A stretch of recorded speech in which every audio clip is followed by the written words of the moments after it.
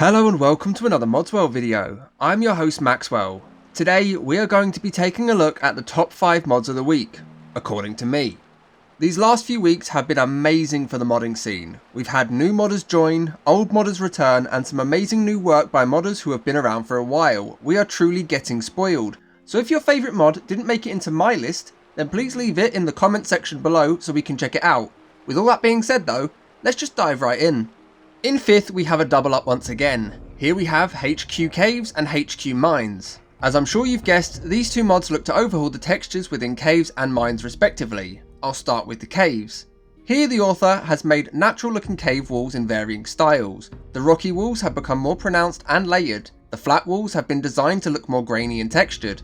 There are fewer straight lines in play with this mod, and that really helps to create a natural realistic design in the caves. You'll be able to pick this mod up in 1K for 28.9 megabytes or 2K for 94.5 megabytes. Moving on to HQ Mines.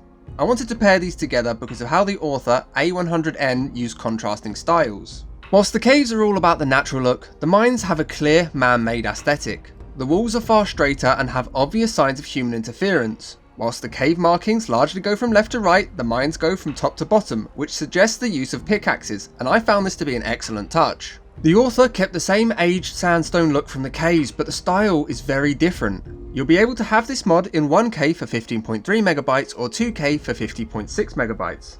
It's worth noting that Bracker My Car has ported over the whole HQ series from A100N, which includes dungeons, burial pelts, potion bottles, caves, mines, 2 different perk tree interfaces, and an all-in-one, each available in 1 and 2K, so go and check him out to see what you think of those. But until then, here's a little slideshow of the mods to see what's on offer. I've left timestamps so you can skip to the next section if you so choose.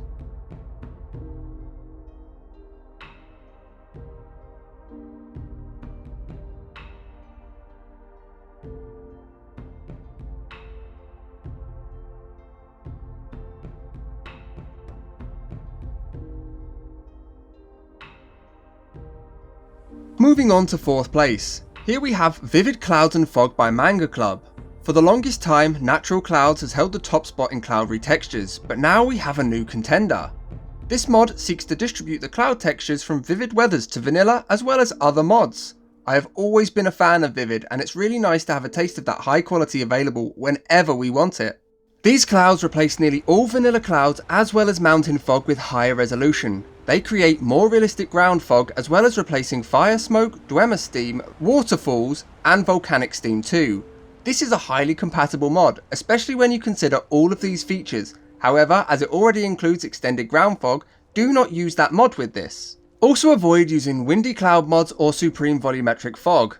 Don't worry, they're made redundant by this mod so you won't be missing out, merely saving space. Speaking of saving space, this mod comes in at an extremely reasonable 11 megabytes. The big question I'm sure you're asking is, does this beat natural clouds?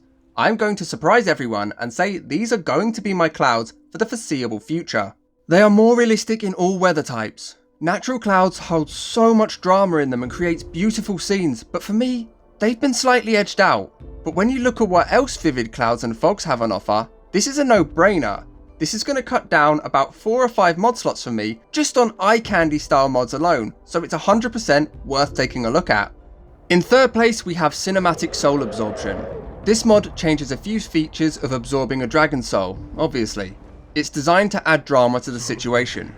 I've always felt that this should be a grand moment. You've killed a dragon and you're literally taking its soul. That's epic, but what it looks like has become somewhat dulled and blah over the years.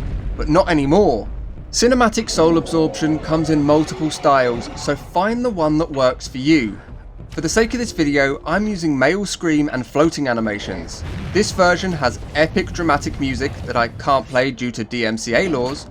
This will play when the soul absorption starts. Then you'll float up into the air and scream the word Dovahkiin. This is followed by a change in music and then the words Dragon Soul Absorbed. Edmund Noir, the mod author, has used some excellent tricks to get this to work so well and reduce those annoying features. For example, if you're attacked mid-animation, this will cancel so you won't die. You'll find that your health will also regen whilst this is all going on, which is a really nice touch, it just feels right. The cost has been kept down to a supremely manageable 3.4 megabytes for the file I'm using, but this does happen to vary. The author managed to keep it so small by using animations from the master spells and vocals from inside the game, as well as shorter music files. This mod is so well made and it fits perfectly.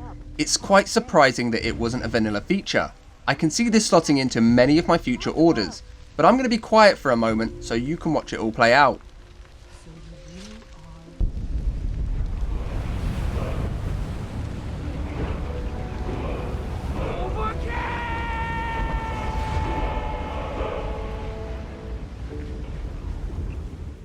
My second favourite mod this week is Dark Fantasy Forest.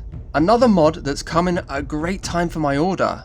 This is a tree retexture compilation mod that is designed to work with dark fantasy in mind. It includes files from GKB green trees, Hodmanir plants and trees, Quericus nordica, Spunknix tundra trees, HQ tree bark, HR firewood chopping block tree ring stumps, and Rally's Telmithrin mushrooms. With this mod installed, the pine forests become a mixture of oak and pines. The reach trees have been replaced with cypress trees and weeping willows. The aspens are replaced with oak trees, and snowy pines have more unique models.